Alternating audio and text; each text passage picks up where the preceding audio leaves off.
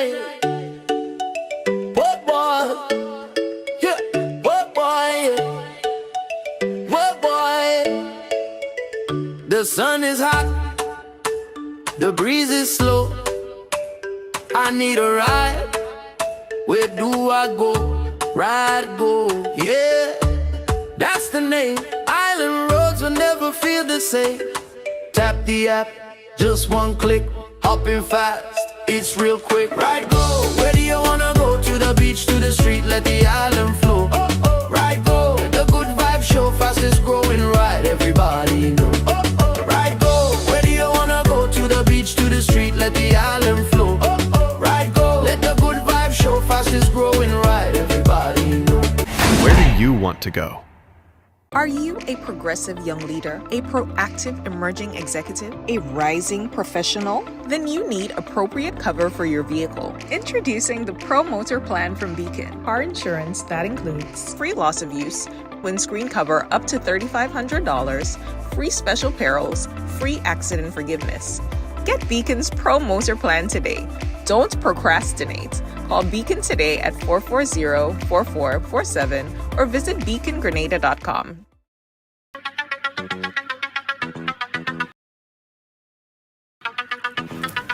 Yeah. Welcome to Ride Along Live for today. It's Tuesday on the live. How you guys doing? Yes.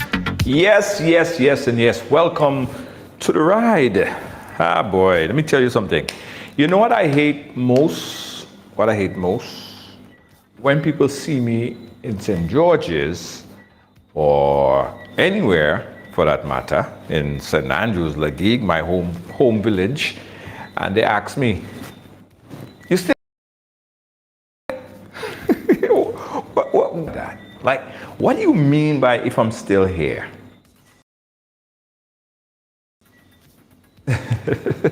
Yeah. But this is home. I'm supposed to be here. I'm here all the time. So today I was driving tuk-tuk all over the place, right? Because you guys know I love it. I'm enjoying myself, having a good old time. And someone met me up at Annandale Fall, and they're like, "You're still here?" Like, yeah, I'm still here. I'm gonna be here for a long time. You see how cold it is in New York? I don't want to be there. It's too cold. I'm here. Yes, so don't ask me that question again, guys. Yes, I'm still here. Okay? Nice. All right, guys, so it's Tuesday. On Tuesday, we asked the question, what's pissing you off? I know there's a lot of things that's pissing people off. I looked at the list every Tuesday after I post this and I see the list of things that pisses people off. I'm like, yo, every week is something different and something new, right? For me, guys, let me tell you, it's something new this week, right? Something new this week that really stuck in my car riders. Now listen to this, right? Because I don't want to offend no one. I don't want to offend any one of my close friends, close affiliates, people that I, communicate with on a regular basis, people that I call my friend. But what pisses me off the most is some people that you have and you look at them or you think of them as your friend, right? People that you expect to look out for you because in your heart, as a good person, you look out for them. Like if someone call you and they say they need something, you would be there. Like you would drop things and go and help. You do whatever you need to do for the people that you consider as your friend. But what pisses me off, right, is when you have the same people that you would look out for, that you would go above and beyond for, and they're not even going to go an inch for you. That pisses me off. Because I figure if I am going to go the mile and a half for you to help you, at least reciprocate. I mean, help me out here. That really pisses me off. So if, right, the situation were to be reversed and I started to treat you the way how you treat me, how would you feel? Yeah? So this is something, I see it so much times, it's like people don't care. Like they want you to do everything for them. but they don't want to do not one thing for you. That pisses me off. Seriously. Seriously pisses me off. Yeah. All right. So before we go on to our guest, guys, because today we have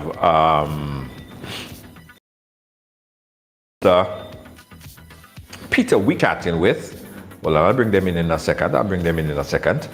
And of course, Kem Jones, who is, you guys, Kem Jones don't need an introduction. You guys know Kem Jones. Kem Jones is Kem Jones, right? One of the top on the island, and it's all over the world, right? So you guys know Kem Jones. So today we're going to look at a couple things, because just last week, over the weekend, we had the launch of a new political party, which in Grenada, right? Peter David, the movement. And a lot of people is talking about the movement. So the question that people are asking is, movement going to shake things up place and now became something like the opposition party? Is the movement gearing up to be not the third? Like, people look at third political parties as, they're not going to win anything. Is people really seriously looking at the movement as a strength, as a force to be reckoned with come the next general election? So we're going to talk about it. And of course, Peter has a wide array, a vast knowledge of politics happening straight across the region. So we're going to talk a little bit about what's happening in St. Vincent and the Grenadines.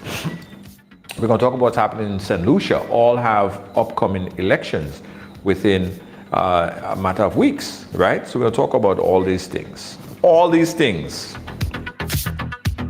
All right. So let's join our guests right now. Without further ado, let's bring them on the platform and let's chat. Of course, you guys know him, Kem Jones. He needs no introduction. And of course, Peter Wickham. Gentlemen, welcome to the ride. Let me unmute your devices so we can hear you. That would help. Hold on. What did I do? Did I? Hold on. Okay, yes. Take down my background music. Kem Jones, Peter Wickham, how you guys doing? Okay, hold on. Try unmuting, Peter. I unmuted you. Kem, could you hear me? I'm hearing you, Junior. Okay, all right, cool. Kem, so we're hearing you. Peter, we're not hearing you for some reason. Peter, try again. Okay, Peter, do me a favor. Go out and come back in, and let's see if that helps. Yeah, let me see. I'm breaking up bad. Are you seeing me clearly? Your audio right. is giving problems, and the audio is giving problem on my end. It's going. Well, it's going and come, right? I don't know if you have an internet issue on your end. Okay, that could possibly be why. Okay.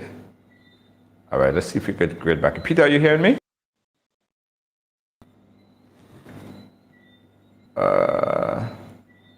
Kim, are you hearing Peter? No, but I'm hearing you. Right, yeah, we're not hearing Peter either. I'm not sure why we're not hearing Peter. Peter is back. Eh? We were hearing him. Peter is back. I don't hear him. Yeah, I'm seeing Peter. I'm seeing him, but I'm just not able to hear him. Let's see if we could rectify that. Okay, someone said that I'm breaking up really, really bad. Let's see, guys, why my audio, what's happening with my audio here, guys. Bear with me, I apologize. Let's see if we could rectify. Yeah, all right, cool. So let's see. Kem, is my audio a little bit better or it's still bad? It's better. It's better, all right, okay. All right, so as we work to rectify Peter Wickham's audio. Kem, how you been, man?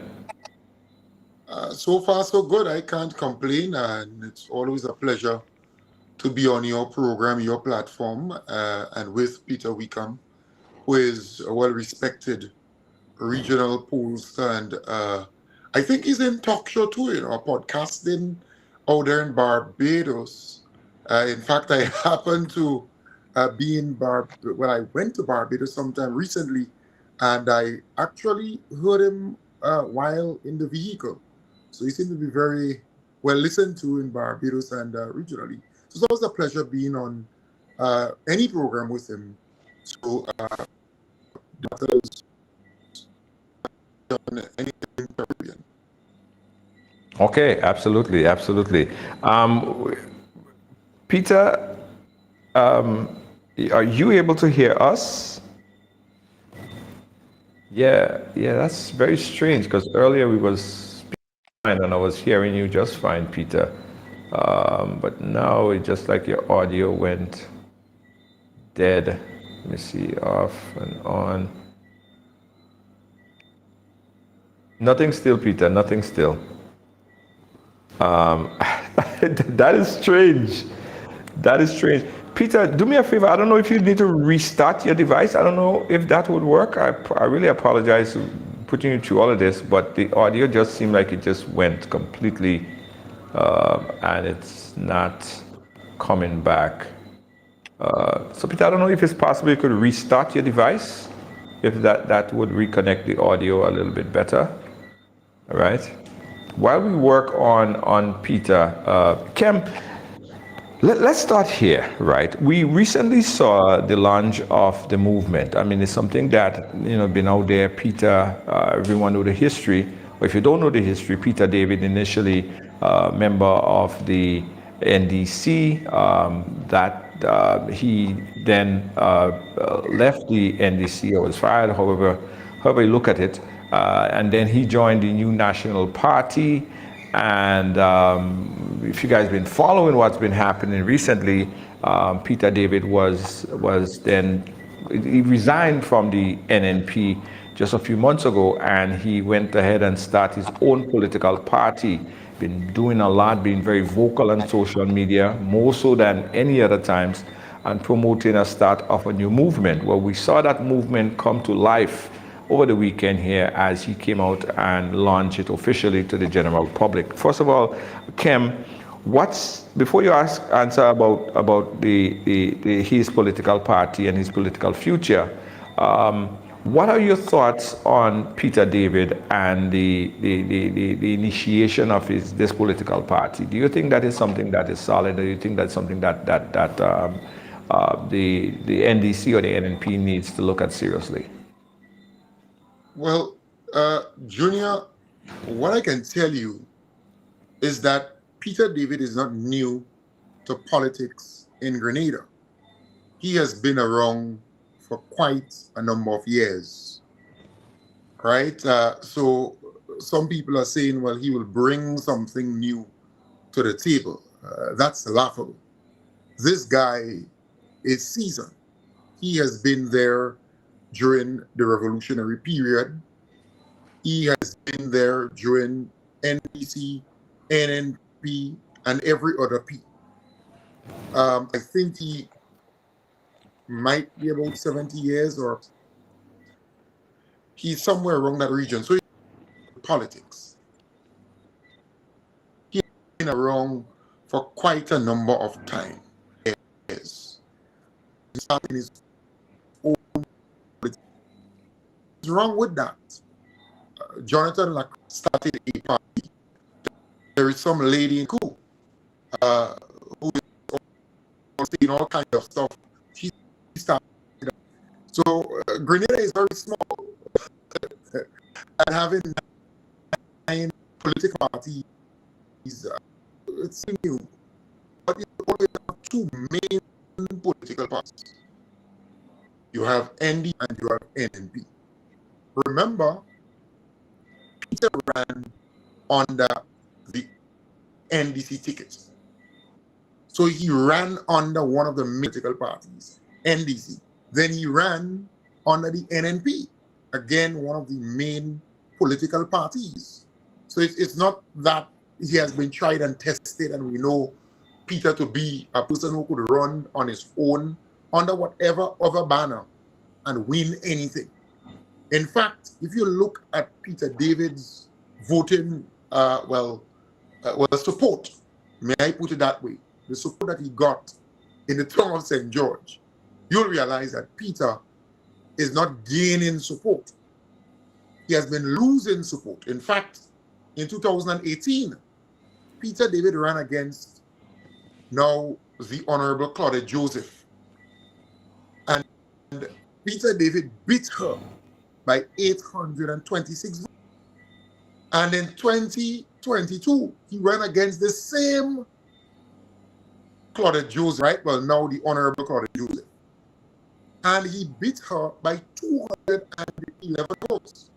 But here it is, by the same amount of in 2018, and by the same amount of people who actually voted in 20. That's the first time I've seen that in a long time. The number of votes in 2018 and 2022 is actually the same. George.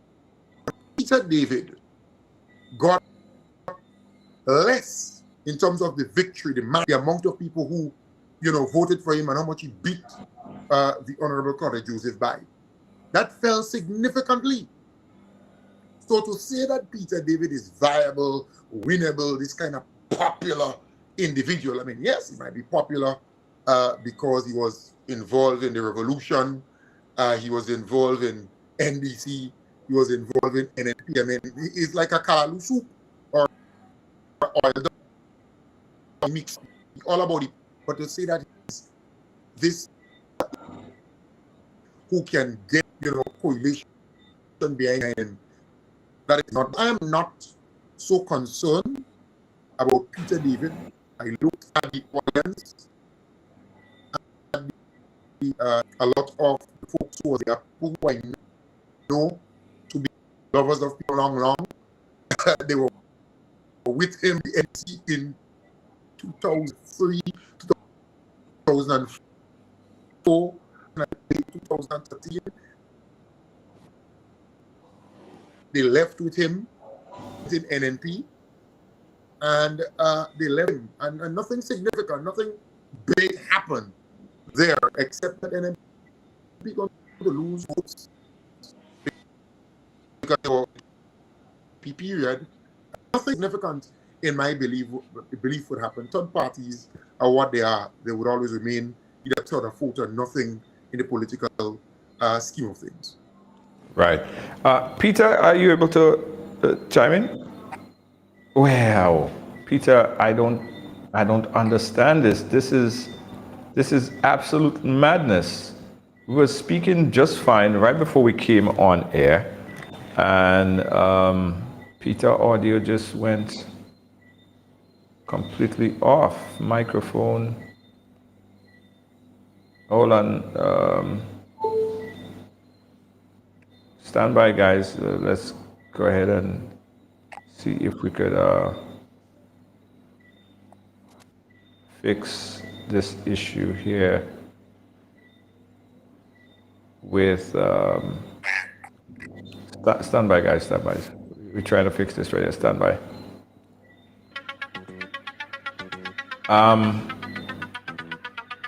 Nothing at all, Peter. Nothing at all. That is strange. All right, testing 1, 2. Okay, I'm trying all the different mics. Yes. Peter, you're good now. You're good now. Okay. Yeah. What was the change? I changed the Logi, the webcam mic. So Right. Yeah. that seems to be picking up. Yeah. Right. Okay. That's fine. That's fine. We're hearing you fine. Okay. All right, Peter. Welcome to the program again. Sorry. Thanks. Good to be with you. Yeah. Yes. Absolutely. So let's talk about this, Peter. We saw the Peter David new political party, the movement. I know you follow politics all through the region. Do you think that it is a significant? It would be significant for the next general election in Grenada? What's your thoughts? It's a conversation that started, and I think that we have to see where the conversation goes. I have not traditionally had a lot of use for third parties. I, however, realize that the situation and the context here might be a little different. Let's look at St. Lucia, for example, which is going to an election shortly. St. Lucia doesn't have a third party, but it had two independent candidates that have essentially formed an alliance and seem to be sitting very, very comfortably with the St. Lucia Labour Party, and are making a difference. I'm assuming that this is the type of model that Peter David might want to follow. If that's the case, then he may very well have some utility. If we're talking about the movement taking over the space that was formerly held by the NNP, I don't think that that's likely to happen. But I think that we also need to let our analysis move beyond the traditional concept of what a third party is and does. And it depends on the accommodation that is sought and the accommodation that is achieved. If Prime Minister Dick Mitchell demonstrates that he has little interest in making any accommodation with the movement, I think that the movement is in essentially the movement is in serious trouble.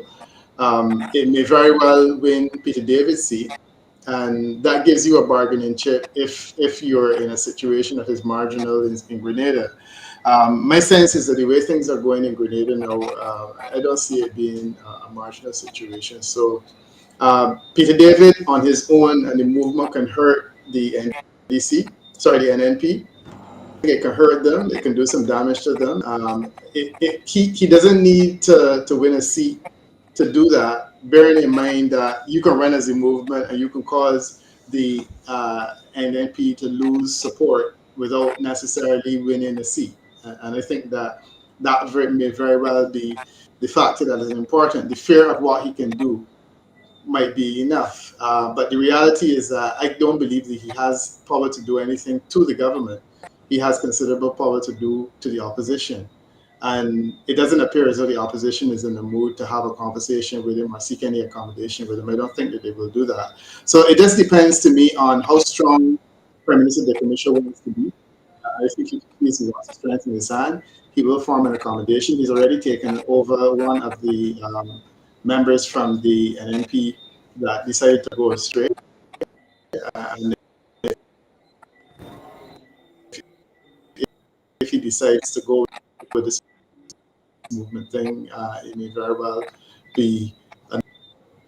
Right. That question was asked of the leader of the opposition a few months ago, right? And she said that the movement, or Peter David not being a part of the NNP, or even if he were to start his own political party, would affect the NDC. Who do you, looking at it from this perspective, the party has launched and people are talking about it. Who would this benefit, and who would lose as a result of the movement, you think, Kem? No, well, this is kind of common sense. And Peter's absolutely right, and that's Peter Wickham, not Peter David. He's absolutely right in terms of the effect of third parties. You asked me a very straightforward question, and the answer is simple. Peter David was with the NNP recently. Remember, he carried with him some personal votes, some personal support.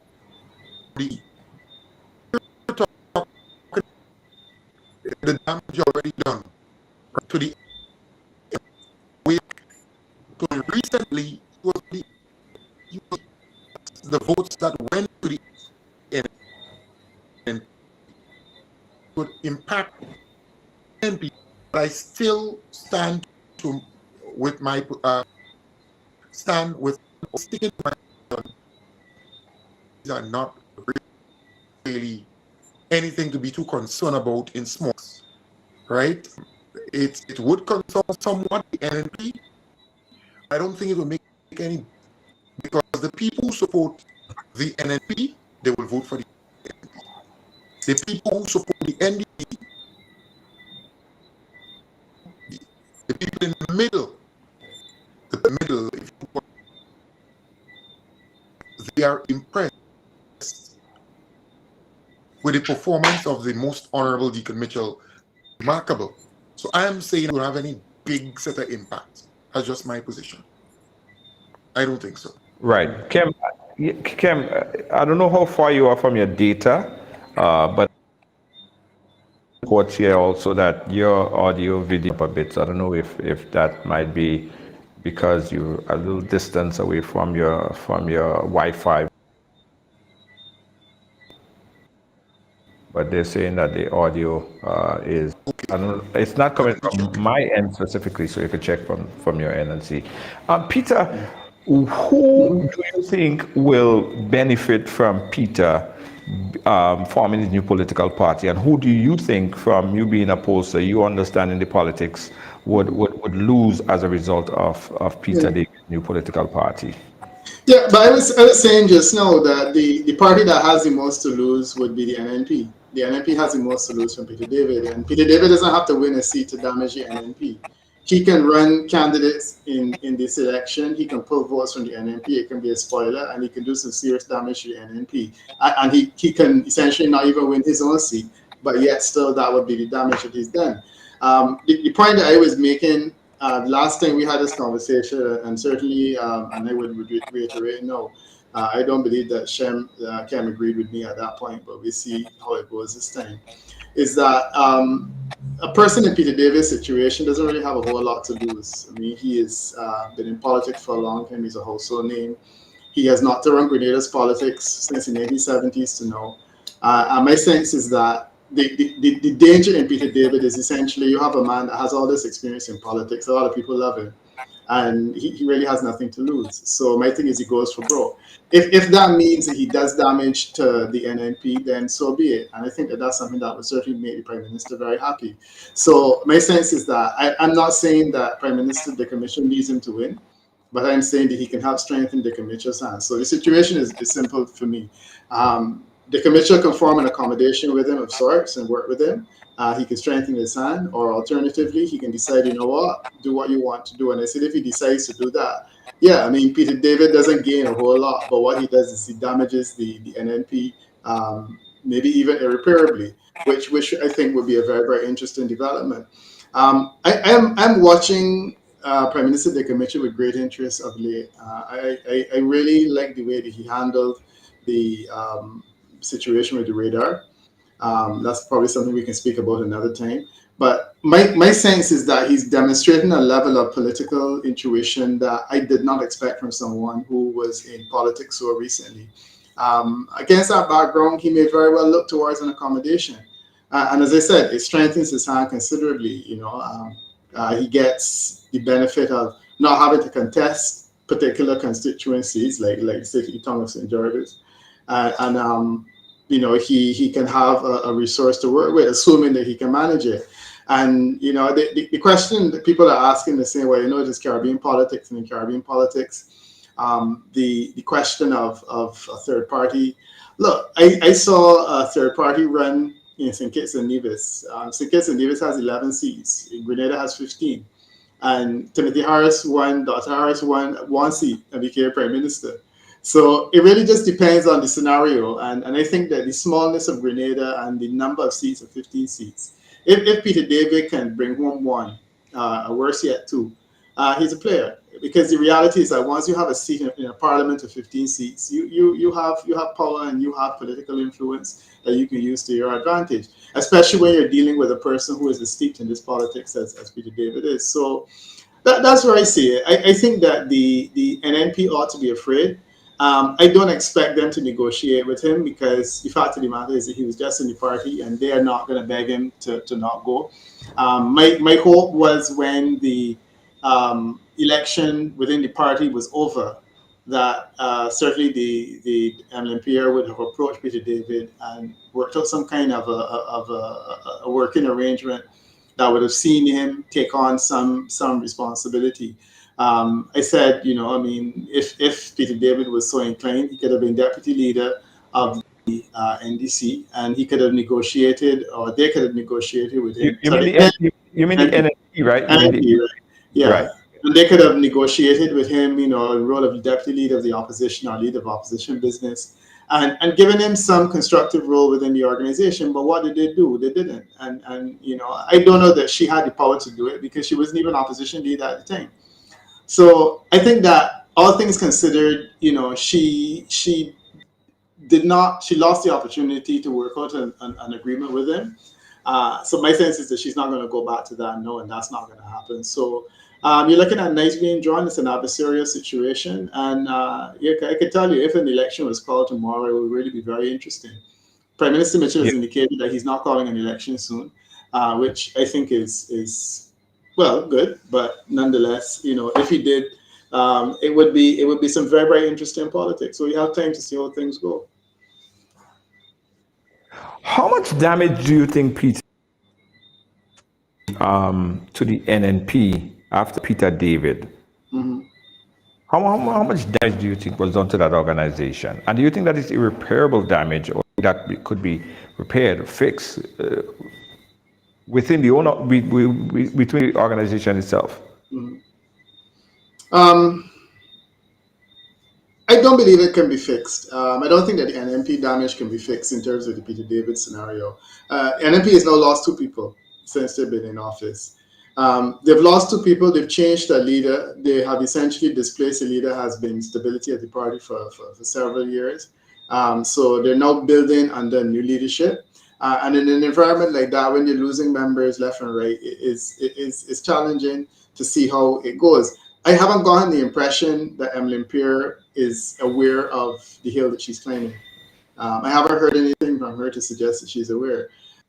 In as much as that's the case, you can't fix a problem when you don't see the problem, because I think that she believes herself to have inherited this grand party that is great, and that won all the seats 3 times, and you're inheriting all of that. And the feeling is that, yeah, I can just pick up where Dr. Mitchell left off. But the fact of the matter is that what she's inherited is an awful lot of baggage. And I'm anxious to see how she's going to pick up and carry that baggage. And right now, I don't get the sense that she sees it as baggage. So she's performing as though she is the leader of a party with considerable political strength. And I'm not suggesting that the NNP is down and out, but I'm just saying that the political strengths that they believe themselves to have, they really don't have. It's a new conversation happening in Grenada. And, one of the issues that I always say is that when you miss a win an election, which is exactly what happened last time, because regardless of what anyone says, the NDC narrowly won the last election. I think if 300 votes had gone differently, we would have been having a different conversation. But the fact of the matter is they won it. The question now is, can Prime Minister Dick Mitchell consolidate? And my feeling is that the beginning of that is unfolding. If he consolidates, it is going to be extremely difficult for the NDC to make its way back into office again. And that's something about which I worry. You mean the NDC or the NNP to make it? NNP. Yeah. You said it'll be I hard said for the the NNP is going to be difficult for the NNP to make its way back into office again. Yeah, NNP. Okay. Guys, we're chatting here with Peter Wickham. Had a little bit of internet issues there. He's off, but he will be back. He'll be reconnected back here. So we're taking your call, 718-701-5720. You could call in live. So Peter, you mentioned earlier about you were impressed by the way that by the Prime Minister handled the radar situation. To date, he have not yet come out and say yes or no to the situation. What was what exactly What impressed me? situation? But that's impressive because, by not saying no and saying no without saying no, I think is impressive. It's I was saying to another regional, I was just saying to another regional journalist, this is Calista Faria, who's also from Grenada. There comes a time in some people's life when your child brings home a partner that you don't approve of. In a situation like that, you can't say, I don't like this girl or this boy, but you can't also say that you like them. Parents in that situation understand the reality of having to say no without really saying no. I do believe that that's exactly what he has done. And he found himself in a situation where he's facing tremendous pressure. Grenada is more exposed to the US economy than any other Caribbean island, I think, virtually. 25% of Grenada's GDP is linked to this St. George's University. Grenada also has a history where it was invaded by the United States of America. Of all of the countries in the Caribbean, Grenada was the one that the United States of America picked on when they were trying to deal with this Cuban issue of Cuban doctors to drive home the point of that. Didn't do it anywhere else. Um, the other point that you also have to understand is that the United States of America raised this whole question of a radar with not one, not two, but three Caribbean countries, right? Antigua indicated that they had been asked and that they said no. One other Caribbean country, at least, was asked and said no without making it. In the case of Grenada, my sense is that Baker Mitchell was asked and thought that he could not say no, but he also could not say yes. And essentially, the first thing that I think was a stroke of genius was that all of us knew that he had been asked because there was really no reason that we needed to know. Because they said in the case of Gaston Brown said, look, I was asked and I said no. And the other Caribbean country that was asked was asked and said no without anyone knowing outside of those walls. So the information is leaked into the public domain, and you have a public conversation which included several people, including the same Peter David, that takes place on the streets of St. George's, essentially echoing the fact that, you know, this thing is outrageous and it's not something that Grenada can even contemplate. On top of that, he goes to CARICOM and he seeks the support of people like Ralph Gonzalez and others, and he asks their counsel and he says, you know, so what do you guys think? And they're all saying, but you know, this is preposterous, but we will stand behind you regardless of whatever decision you make. So they also have to say no. And then when you look at all of that, and then, oh yeah, the opposition Caribbean, you know, you had a situation where the opposition leaders, the former prime ministers all came out in unison and said, look, you know, this is something that we stand behind you, and we are opposed to the Caribbean being a zone of peace. It is a zone of peace. It should remain that way. You create a perfect storm in which, you know, it is impossible for him to say yes, and it is pretty easy for him to say no. And I think that the last thing which we heard was that told me that he understood what he was doing and what he was facing was when he said that I still haven't said anything, but we run out of time. So you have the answer there. It's impressive, and it is particularly impressive for someone who was in the private sector up to very recently. You know, a year before he was prime minister, he was a lawyer working in the private sector, no political experience whatsoever, and this is a diplomatic masterstroke. So well done on him. Yeah. Are you surprised that the opposition did not come out and say yes or no either? It's not their battle to fight, and I don't believe that Keith Mitchell is interested in helping Dicker Mitchell fight any battles. Look, Keith Mitchell's main advantage was to demonstrate that Dicker Mitchell was inexperienced as a leader. And certainly if he were prime minister, he would have done, you know, like when he said with COVID and the vaccine, you know, you take it or you don't take it. That's it, you know. That's the Keith Mitchell that we know and love. I think that his expectation is that he's going to rely on Dicker Mitchell to make a jail for himself, in a sense, because of his inexperience and his inability, which then gives us the opportunity to say, like we said with Tillman Thomas, but you know, this guy really knew what was going on anyhow. So you're likely to make a mistake, then you have to give us back the government because we have the experience. I don't know that it was his battle to fight. And frankly, what he did was staying out of it and saying anything. I thought that was a reasonable position to take. I would have loved if he would have engaged in the way that several others did. But I didn't think that was on him. So he said nothing. But I mean, he didn't really have to. Everybody else said and spoke. So there we go. Right. And now Peter David said no. No. What does that say about him and his decision making from your perspective? Yeah, but Peter David is the ideologue in Grenada. Peter David is probably the most left-leaning politician in politics in Grenada. What else could Peter David say but no? And again, I think that it was good that Dicker Mitchell provided the space for persons who were in Parliament, and mercifully, Peter David was no longer associated with the NNP whip, so he could speak freely. And again, a perfect storm. He had the option to go and protest on the street and speak and say, look, you know, I'm opposed to this thing. And he did that. He did that brilliantly. And again, I think he helped the prime minister considerably without having said a word. in terms of supporting the prime minister or whatnot. He helped him to come to a conclusion that he had to come to, and to be able to make a statement that he did. And as I said, the brilliance of it is the fact that had Peter David not left the NDC, the NNP, when he did, it would have been difficult for him because he would have been subject to the whip. And if the NNP took a position and they weren't saying anything, then he wouldn't have said anything either. But you see there the benefit of having him as an independent MP. And Peter David is left leaning. Everybody knows that he is a radical and a revolutionary and all of these good center left stuff. And we knew very well that he would have said no. He's known also to be relatively aligned to the Caracas regime, which meant that in an environment like that, he's not going to go and make a statement that would essentially invite American imperialism into the Caribbean. So that is entirely unsurprising, totally expected, and again, I think it helped to facilitate the efforts of Prime Minister Dick Mitchell.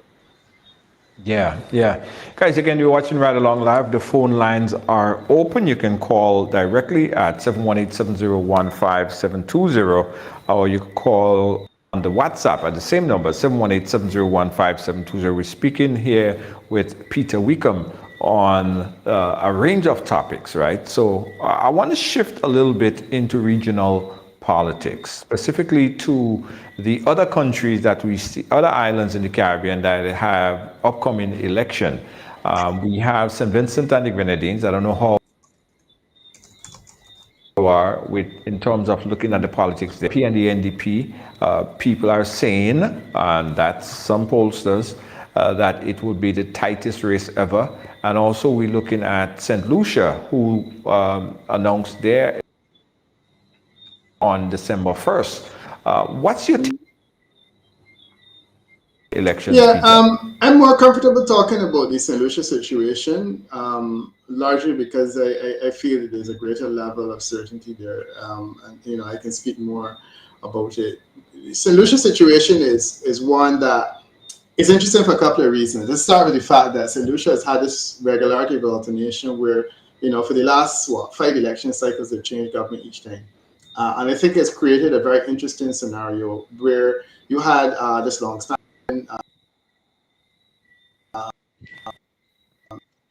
situation where the UWP was in office. Compton, Professor Lewis didn't make it. Kenny Anthony wins all the seats, and then he goes on government for 2 terms, and it changes the relationship.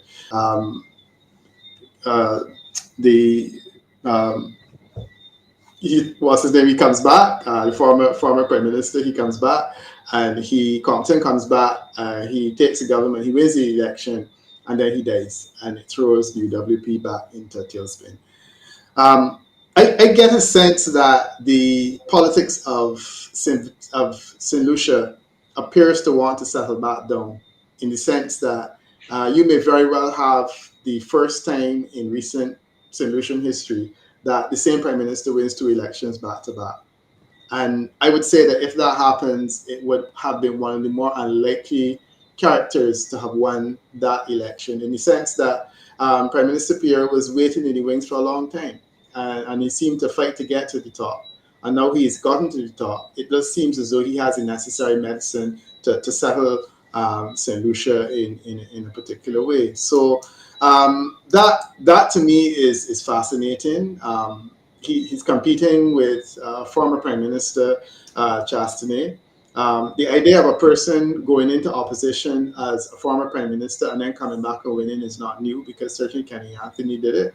So there is a presumption that it can happen. But there are a lot of other factors at play there. Let's look at the fact that there are 2 independents serving with him under accommodations. And that's why I was talking earlier about the situation with Peter David. And he's managed that brilliantly. He's managed a cabinet that has, and a government that has 2 former prime ministers, which is Kenny Anthony and Stevenson King, a potential future prime minister, which is Ernest Hilaire. And he is a person that, because of his intellect and ability and the fact that everyone assumes he will become prime minister, could very well have been difficult to manage, but clearly it has worked for them. And then he had Kenny Anthony there, who was a former prime minister. He's in there as well. And I think that he's been able to come through it great. And then he calls the early election, which is something that leaders in Solution have not done recently.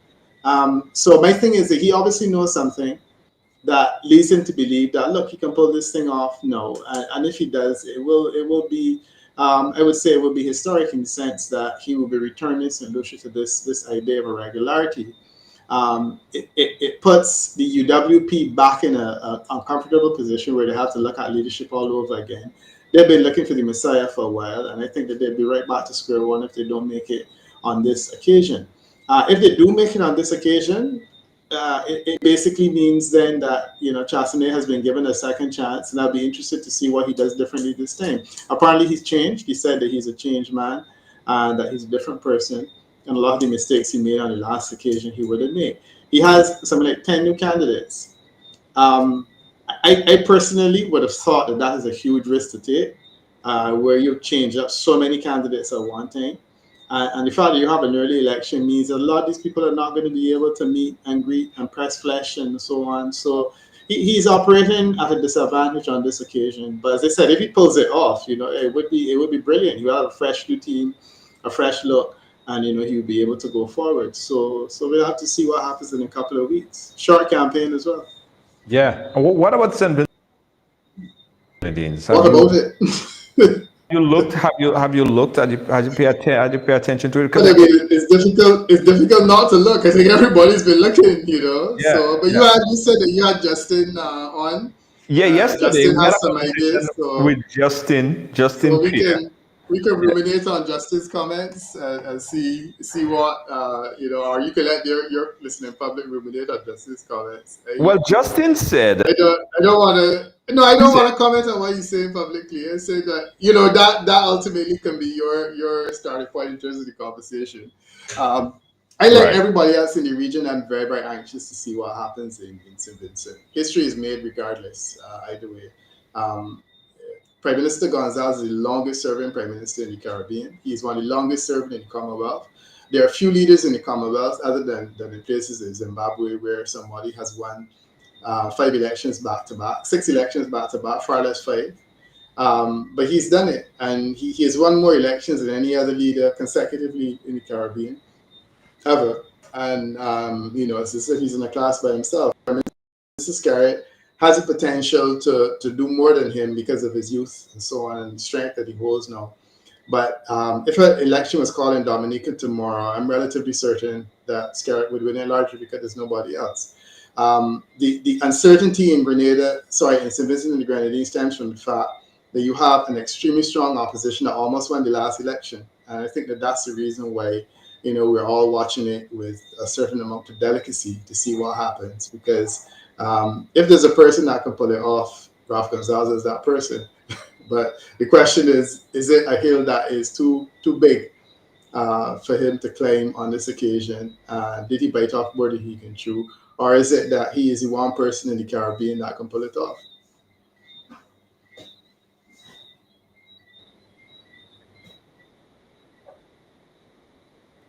right. Do you think that the situation with would damage his campaign going into this election season?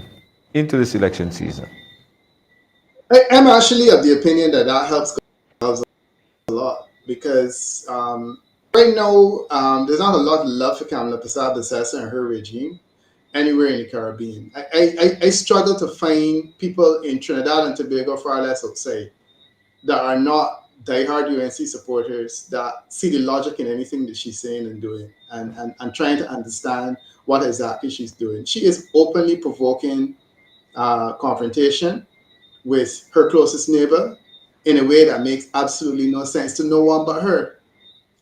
She's speaking a language. Recently, the United Kingdom indicated that they were uncomfortable with the posture of the United States of America blowing up boats, taking extrajudicial action in Caribbean waters, and that they were withdrawing their support. And she said it was fake news. So the fact that she is aligning herself so clearly against Prime Minister Gonzalez, it may very well have Prime Minister Gonzalez, because there may very well be a lot of people in St. Vincent and the Grenadines now who are uncomfortable with the idea of giving this lady more power by installing an opposition that appears to be more comfortable with her. So if anything, I think it might help. The attack that he suffered, Prime Minister Gonzalez, from most unlikely source, which is Anna Roberts. I don't know if you know anything about the character, but I can tell you that he's a person who his attacks are crass, are vulgar. The language that he uses is very, very undiplomatic and unparliamentary. And the fact that he would go into his ministry, take up confidential information, make it public in a way that breaches, in very, very many people's opinion, the Public Integrity and Public Life Bill, in an attempt to attack a prime minister who is under election pressure now, who is not his contemporary because he's not a head of state. So he's a lay minister and he's going after a head of state.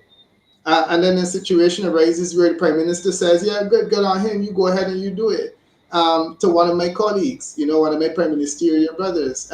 I don't understand it. And I think it is unfortunate.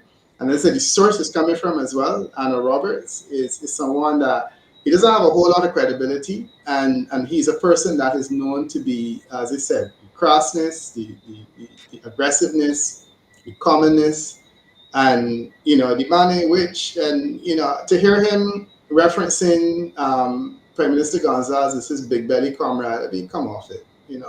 Is this what we have come to in the Caribbean? A man that won 5 elections in the Caribbean, longest serving prime minister, and that's the manner in which you're going to be referring to him over a matter which relates to a legitimate purchase of property at market value, and by suggesting that they effectively forged documents to say that they were not in a position well, basically that they were working for minimum wage or something close to that to qualify, when all of the evidence suggests that these are not properties that are intended for low-income people. I mean, which low-income person in Trinidad and Tobago is raising $1.2 billion? I mean, on the face of it, the whole thing is ludicrous. And as I said, the offensiveness of it, I believe it can only help Ralph Gonzalez, to be honest. I can't believe that any right-thinking person would watch that scenario and think, yeah, we need to help this guy along. We need to help Kamala Prasad along. She's not doing herself any favors in the region, no. And I'm saying this is a person who was one of her strongest admirers when she first won office. I admired her as Minister of Education for the work that she did. I admired her as the first woman to become Prime Minister of Trinidad and Tobago. And I expected great things, but it's a mess. It really is a mess, quite frankly. Interesting. So I want to pull back a bit because we are at that top of the hour there where we're about to wrap up, and I appreciate your time. For as far as political parties go in for, let's look at Grenada right now. You're saying that Grenada, the government of the day in Grenada, they are in a what position? Good, great, not so good, not so great position if election were to call within the next year or so? You mean Dick Mitchell? Yes. He's in a very good position. Yeah. I think he's in an enviable position.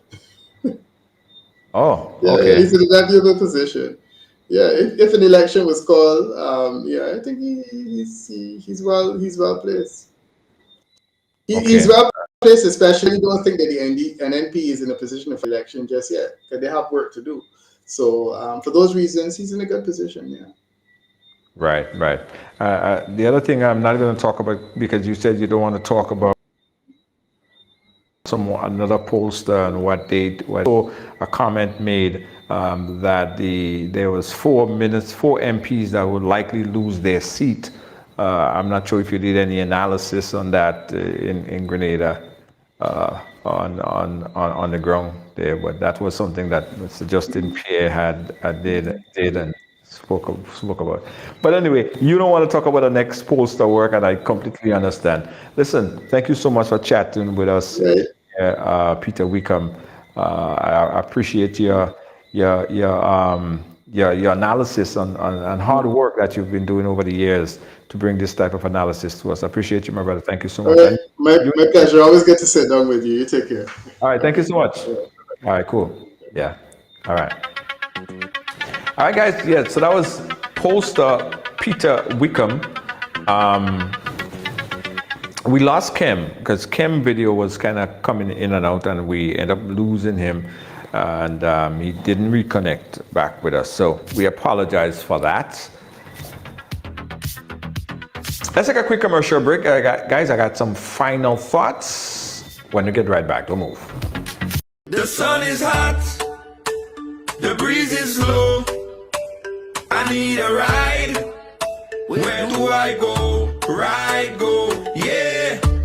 That's the name. Island roads will never feel the same. Tap the app, just one click, hopping fast. It's real quick. Ride go, where you wanna go, to the beach, to the street, let the island flow.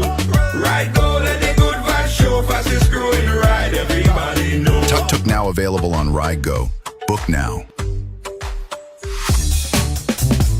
Hi, I want $10 on Playway, $20 backup on Pick 3, and cash for each, please. Okay, are you adding multi-X to your bet? Yes, multi-X, all of them. Smart! Best value bet. Backup and multi-X, you cannot go wrong.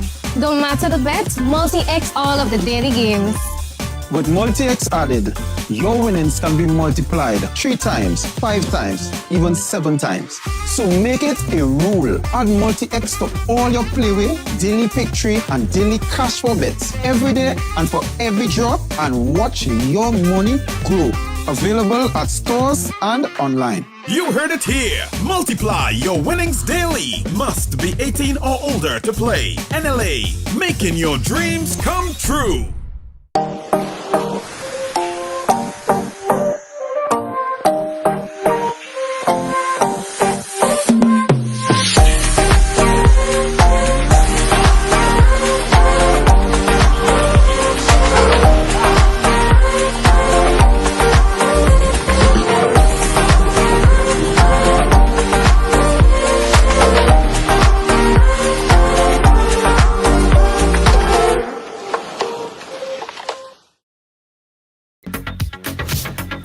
Yes, and yes. Guys, again, I want to thank Kem Jones and Peter Wickham for taking time out of their busy schedule to join us. And again, we apologize. Kem videos seem to drop somewhere midway into the program. Apologize for that.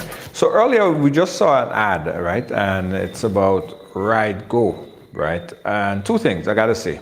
So Ride Go, I have to explain it because people say, what is Ride Go? And I have to keep explaining it. So Ride Go is a ride share. What is a ride share? It's basically a taxi service that brings the car to you. You don't have to walk to the taxi stand. At any point in time, whenever you need a taxi, you just request it on your app. You don't have to pick up the phone and call no one. You just have to request it on the app, and a car is going to come and get you, pick you up wherever. You're at a party, wherever. It starts first by you downloading the app. So you go into the app store and you download the Ride Go app, right? You can scan this code, or we could put the code. I'll put the code in the chat. So you download the app. In fact, you should download the app tonight, because you never know when you're going to need that ride, right? You might be in a club, you might be, you might have an emergency situation, or you might have a family member that has an emergency that you need to send a car to. So you download the app, Ride Go, put it in the chat right there. There you go. That's it. So you click it.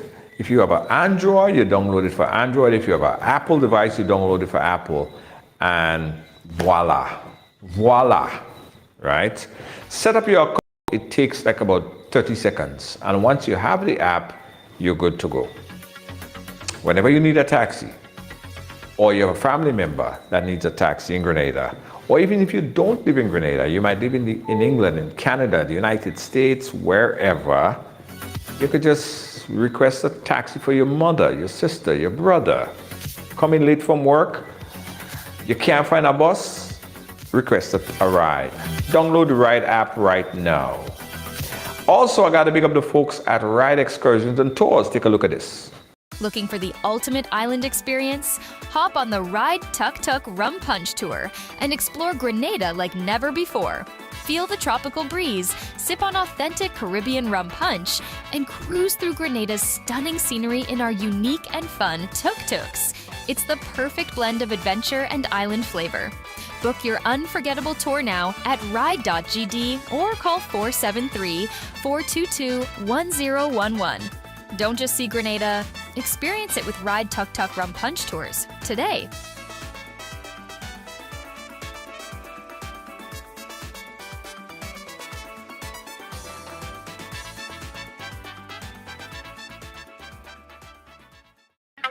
Yeah, I want to say big up to the folks at Ride Excursion.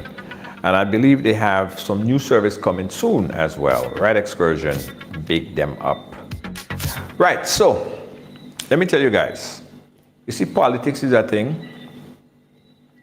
I keep saying this over and over, right? Don't lose friends over politics and politicians. Don't lose friends over politics and politicians. I know people that, even some people that was my good friends, and they assume a certain belief and they have a different ideology than their assumption of me, and they just don't talk to me no more. And not like I care, because if they was truly my ride or die or friend or people that I could have counted on, that wouldn't make a difference. So let me tell you something. Don't lose friends over politics. While you're cussing and fighting over politics, politician, sit down with the opposition and the government side, sipping wine, and all your cussing and all your carrying on and losing friend over it. Don't lose friend over politics, guys. Exactly.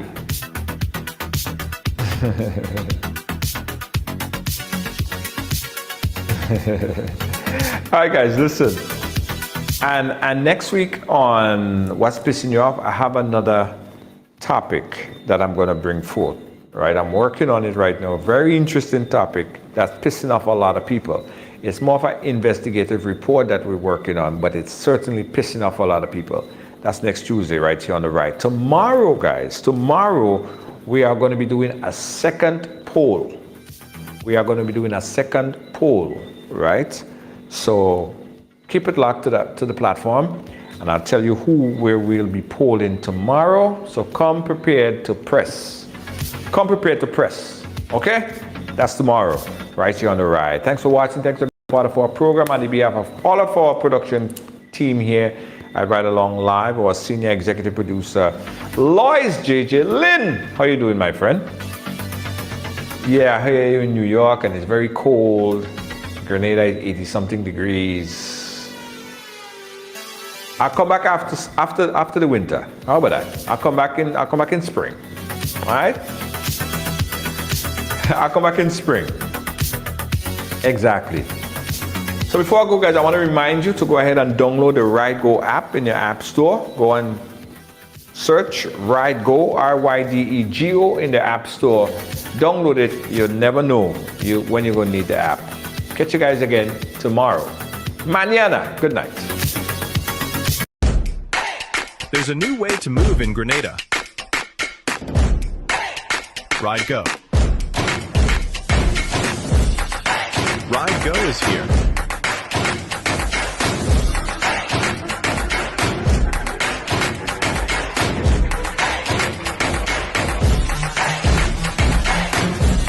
Ride Go.